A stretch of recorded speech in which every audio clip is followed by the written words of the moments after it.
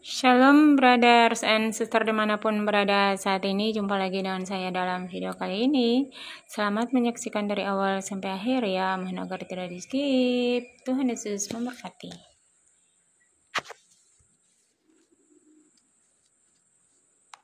Haleluya. Shalom, salam damai, salam kasih di dalam nama Tuhan Yesus Kristus kepada semua Bapak Ibu, saudara-saudari, keluarga di dalam Tuhan. Kembali lagi saya ingin berkongsi tentang pengalaman saya, bagaimana saya dapat menyaksikan sendiri pekerjaan Tuhan yang begitu hebat, begitu dahsyat di akhir masa ini melalui pelayanan malaikat-malaikatnya Tuhan. Ketika saya mengkaji tentang bagaimana pelayanan malaikat Mikael dan malaikat khususnya kitab Wahyu, yaitu Ibu P. Hamdani, waktu kemunculan mereka pada tahun 2019-2020, sewaktu pandemik itu sedang berlaku, di mana pemaksaan cairan itu, tanda binatang itu berlaku. Di sana saya banyak duduk di kaki Tuhan dan berdoa, bertanya-tanya kepada Tuhan, seperti apakah pelayanan malaikat pada akhir masa ini. Oleh karena itu, saya tidak ada penolakan di dalam hati terhadap pelayanan malaikat khusus, yaitu Ibu P dan juga malaikat Mikael dan malaikat-malaikat yang lain bermunculan pada ketika itu.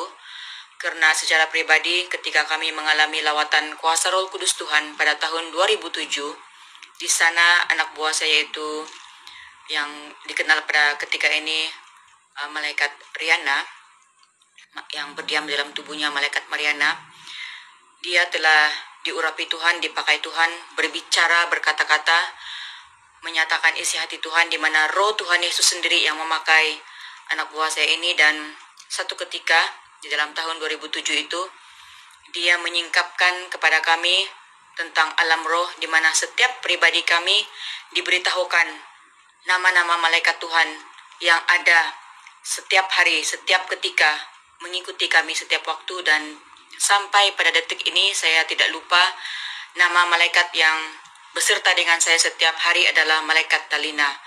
Dan ketika pada tahun kemunculan malaikat Mikael pada tahun 2020, ketika saya mulai menonton apa yang disampaikannya dan saya mulai mengkaji firman Tuhan, saya katakan kepada Tuhan, ya Tuhan, bawa saya untuk melihat kebenaran firman-Mu, seperti apakah pelayanan malaikat itu di akhir masa ini.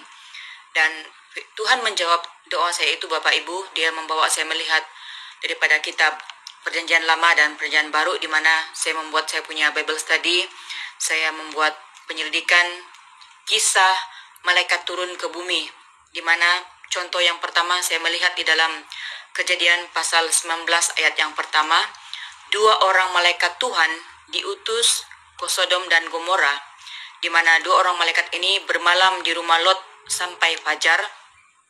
Dan kedua malaikat itu mendesak Lot supaya bersegera, sangat urgent untuk keluar daripada kota Sodom dan Gomora itu, di mana Kejadian pasal 19 ayat 15 mengatakan, bangunlah, bawalah istrimu dan kedua anakmu yang ada di sini, supaya engkau jangan mati lenyap karena kedurjanaan kota ini.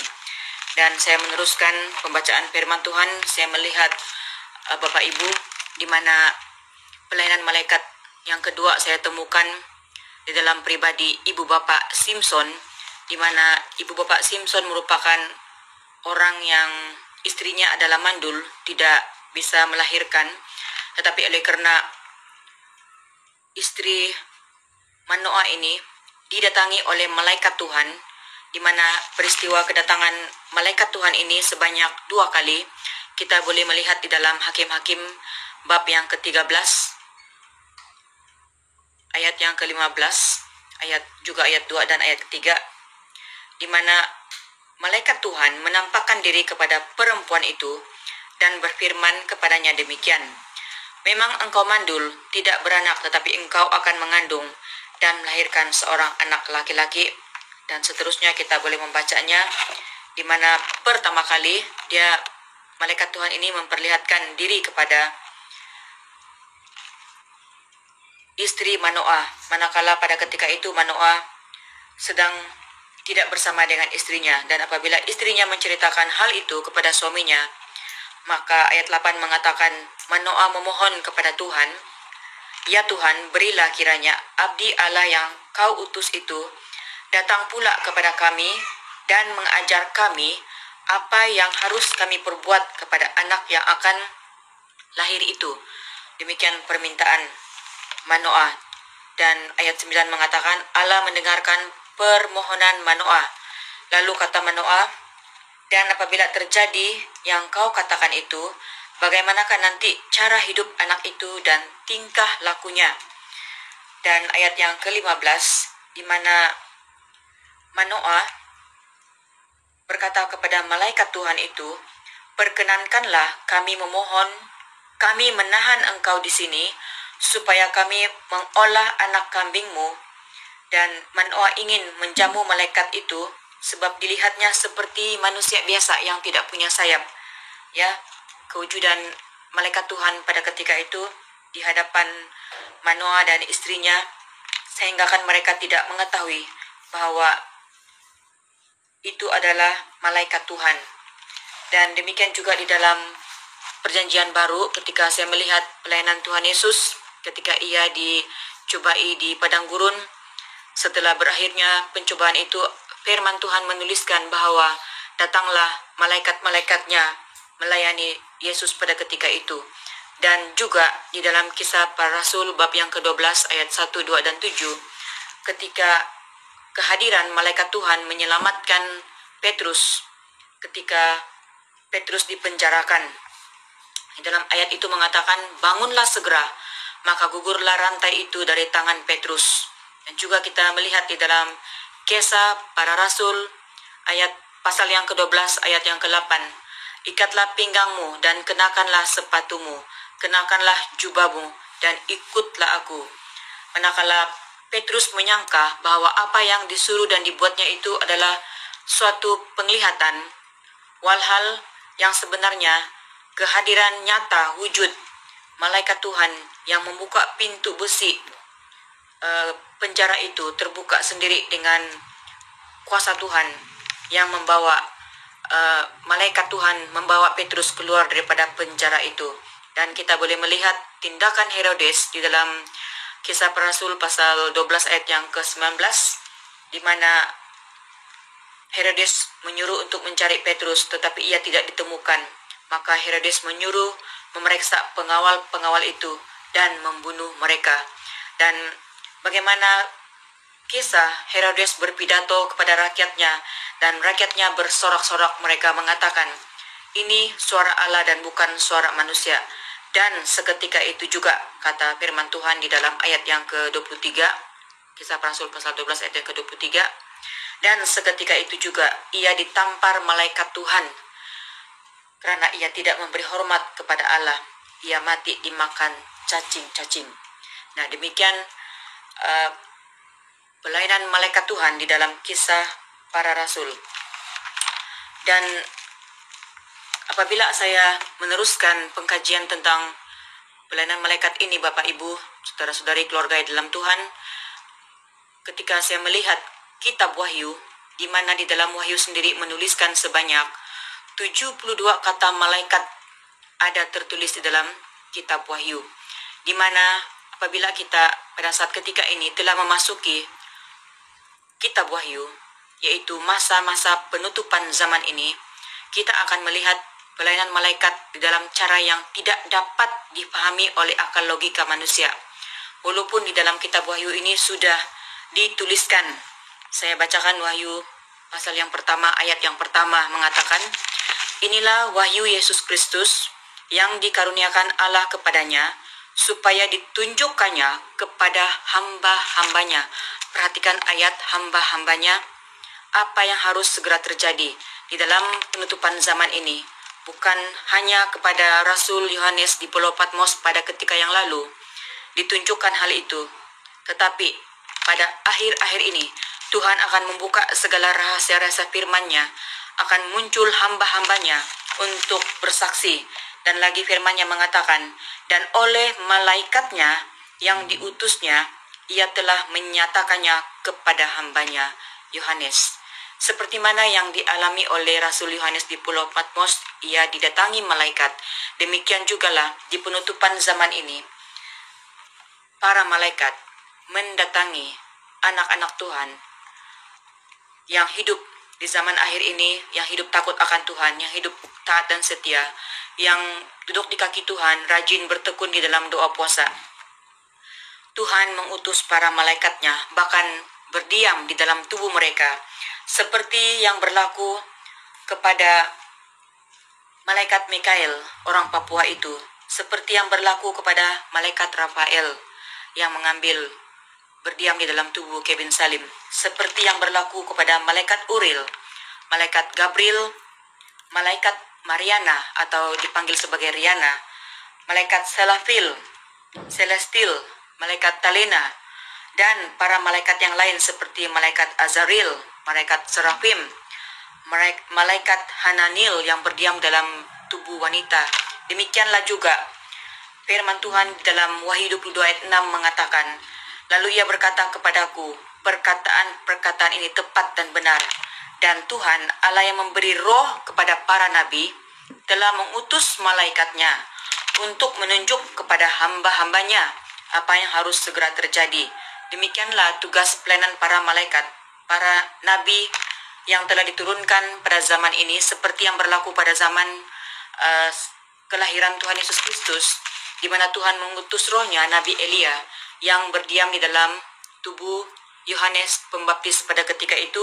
Dan pada ketika ini roh Enok dan Elia berada di dalam tubuh casing wanita, mengambil tubuh, berdiam di dalam tubuh wanita yang bernama saudari atau nona cantik Angelina dan juga saudari nona cantik Roswita, di mana mereka telah tampil bersaksi menyerukan pertobatan kepada dunia yang gelap ini, di mana zaman ini akan ditutup. Dan mereka sendiri telah menyaksikan, setiap hamba-hamba Tuhan ini telah berkuar-kuar menyaksikan bahwa meterai yang telah tercatat di dalam kitab Daniel itu telah dibukakan, dan firman Tuhan yang dirahasiakan di dalam sewaktu Rasul Yohanes di Pulau Patmos itu telah dibukakan, dan para hamba-hamba Tuhan ini, para saksi-saksi Tuhan ini telah dipakai oleh para malaikat Tuhan. Itulah yang sedang berlaku pada saat ini, yang tidak dipahami oleh dunia. Bahkan boleh kita katakan, boleh kita lihat seperti mana Tuhan menyatakan kepada saya sendiri, yaitu Daniel 12 ayat 1. Tuhan mengatakan, aku telah menggenapi firman-Ku ini, di mana pemimpin besar itu, yaitu malaikat Mikael, akan mendampingi anak-anak bangsa. Bermaksud dia tinggal bersama anak-anak bangsa pada ketika ini, karena kita sedang berada dalam keadaan waktu yang dunia telah ditandai pada ketika ini. Dan pengalaman saya sendiri di dalam bersama dengan orang yang terdekat dengan saya, itu anak buah saya sendiri, di mana tubuhnya pada ketika ini berdiam di dalam tubuhnya malaikat Mariana. Pada tahun lalu ketika kami sedang berdoa puasa dan dia membuka perkara-perkara di dalam alam roh, saya berbicara kepada suami saya mengatakan seperti ini, di antara kita ini di dalam kawanan domba ada pribadi yang dipakai Tuhan, ada malaikat Tuhan yang menggunakan pakai tubuhnya. Dan pada ketika itu kami belum mengetahui yang sesungguhnya siapakah nama malaikat yang berdiam di dalam tubuh domba kecil ini, yang sekarang dipanggil sebagai Riana Debutana. Jadi saya hanya dapat merasakan bahwa ada pelayanan malaikat yang luar biasa. Karena apa? Ketika bersama dengan malaikat Mariana, yaitu anak buah saya, dia memberitahu bahwa malaikat Riana memberitahukan kepadanya perkara-perkara dimensi alam roh, rahasia-rahasia alam roh, baik itu masa lalu, masa sekarang, dan masa akan datang. Firman Tuhan mengatakan, ujilah segala roh. Dan di sana saya menguji roh itu, di mana telah berlaku beberapa kejadian. Kami mendoakan orang yang sedang sakit dan kami tidak tahu apakah orang itu akan meninggal ataupun tidak. Tetapi ketika kami mendoakan orang itu, pribadi ini anak buah saya, dia selalu melihat roh orang itu. Dia melihat pribadi roh orang itu dan dia mengatakan orang ini tidak lama lagi akan diambil Tuhan.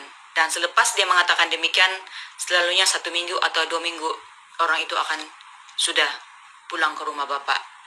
Dan saya juga secara pribadi melihat anak saya pada waktu 2000 kami mengalami lawatan Roh Kudus Tuhan dalam 2007-2008, di mana gereja kami pada ketika itu sedang mengadakan KKR atau KKR, di mana kami sedang mengadakan persiapan rehearsal untuk keesokan harinya KKR itu.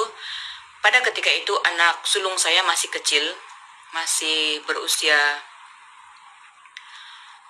tadika, bersekolah tadika, di mana mata rohnya dibukakan. Dia katakan, "Mama, saya melihat banyak malaikat di ruangan gereja ini. Di seluruh ruangan ibadah ini, ruangan gereja ini ada malaikat Tuhan, kecil besar, ada malaikat bersayap, ada malaikat tak bersayap."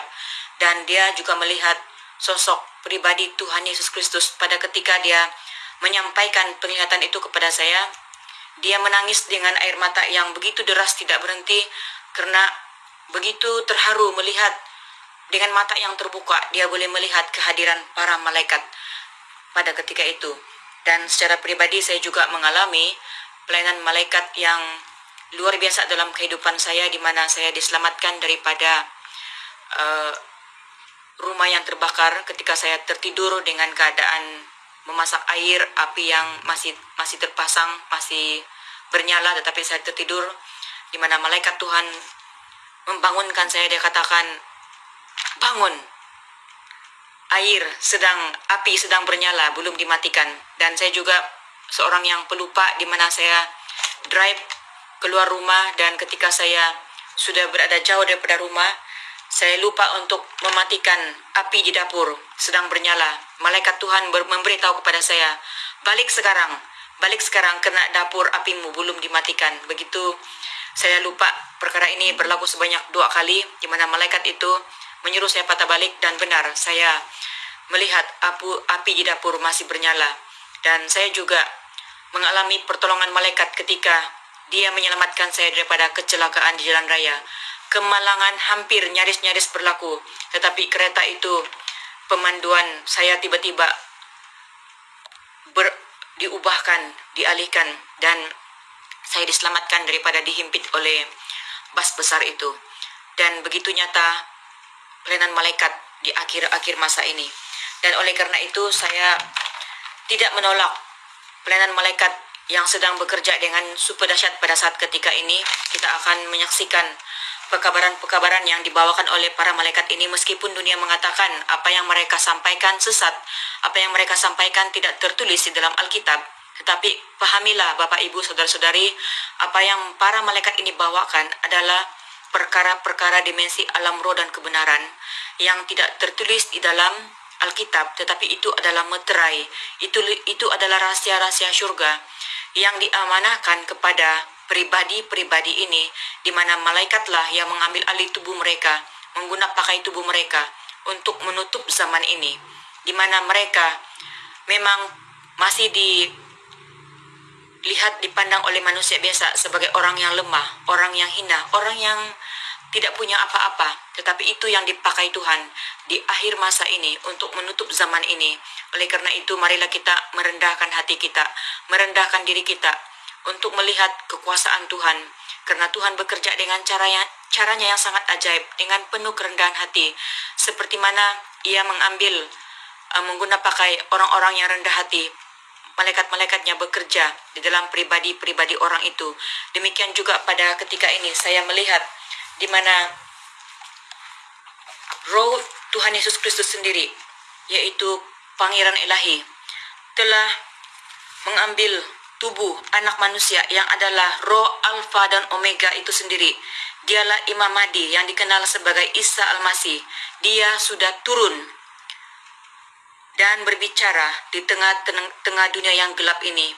Dia memakai tubuh seorang pemuda yang bernama Aditya Nugrahanto yang ditolak oleh dunia, dan pemuda ini berusia 33 tahun. Wahai dunia yang dalam gelap, dengarkanlah pribadi Aditya Nugrahanto ini. Dialah Imam Mahdi yang dipakai Tuhan untuk menyelamatkan bangsa-bangsa. Biarlah hati kita pada saat ketika ini berbalik kepada Tuhan Allah kita yang hidup, karena Dia bekerja di luar daripada akal logika kita, karena kita sedang berada di penutupan zaman ini. Tuhan Yesus Kristus memberkati Bapak Ibu, saudara-saudari yang terkasih dalam Tuhan. Amin.